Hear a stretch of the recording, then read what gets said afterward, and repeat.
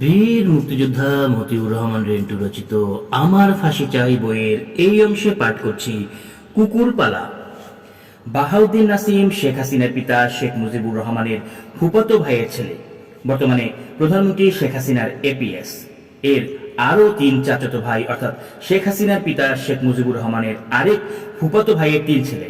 1 নজিব আহমেদ নজিব, বর্তমানে প্রধানমন্ত্রী শেখ হাসিনার চিফ সিকিউরিটি।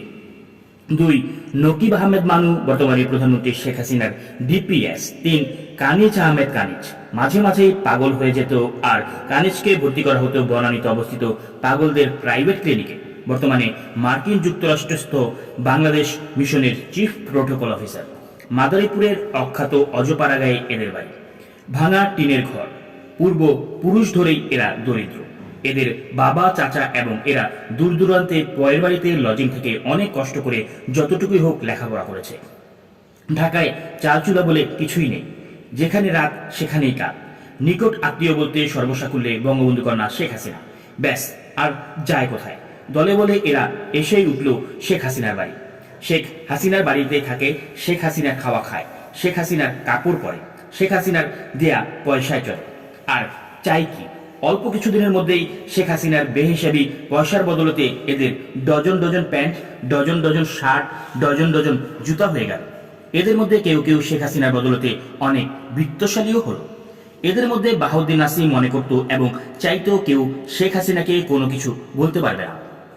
সে যেই হোক, হোক না সে দলীয় কেন্দ্রীয় নেতা অথবা সমাজের গণ্যমান্য কেউ কিংবা কোনো বুদ্ধিজীবী, সে যেই হোক, কেউই শেখ হাসিনাকে কোনো সংবাদ বা কোনো তথ্য কিংবা কোনো কথা বলতে পারবে না, তা সে সংবাদ বা কথা যত গুরুত্বপূর্ণ হোক না কেন।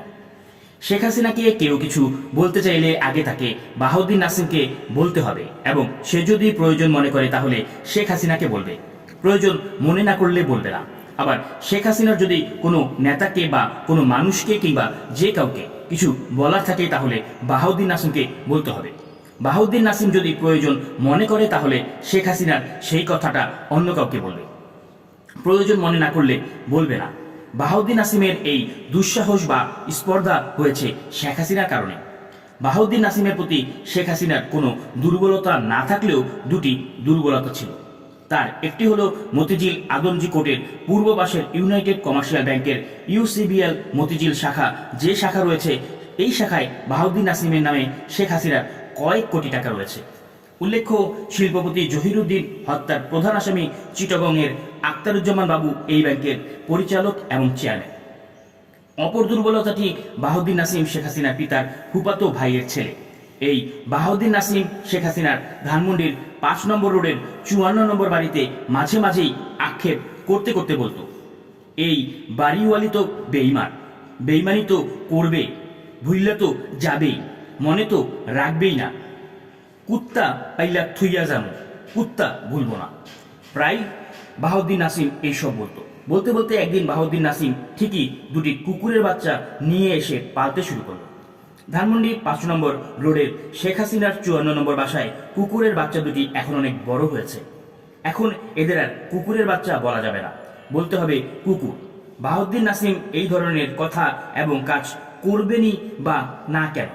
বাহাউদ্দিন নাসিম শেখ হাসিনার বাড়িতেই থাকতো, আর ওই বাড়িতে বাহাউদ্দিন নাসিমের পিতা ভাইয়েরা এলে আশ্চর্য চরিত্রের অধিকারী শেখ হাসিনা দারোয়ান ডেকে কুকুরের মতো দূর দূর করে তাদের তাড়িয়ে দিতেন।